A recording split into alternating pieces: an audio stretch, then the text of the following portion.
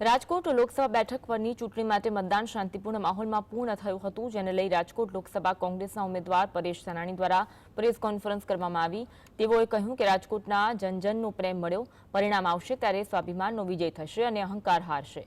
વધુમાં પરેશ ધાનાણીએ રૂપાલાની માફી અંગે નિવેદન આપતા કહ્યું, જાહેર જીવનના લોકોના વ્યક્તિગત ધોરણો હોઈ શકે નહીં, ભાજપ કામના નામે મત માંગી શકતી નથી, માટે વર્ગ વિગ્રહની આગે રાજકીય રોટલા શેકવાના પ્રયાસ કર્યા છે।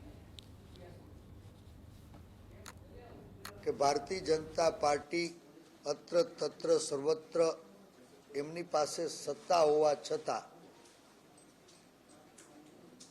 કામના નામે મત માંગી શકતી નથી, એટલે દર ચૂંટણીએ ક્યાંય ને ક્યાંય વર્ગ વિગ્રહનું બીજ રોપી વર્ગ વિગ્રહની આગમાં રાજકીય રોટલા શેકવાના એમના પરંપરાગત ષડયંત્રનું રાજકોટ ભોગ બન્યું।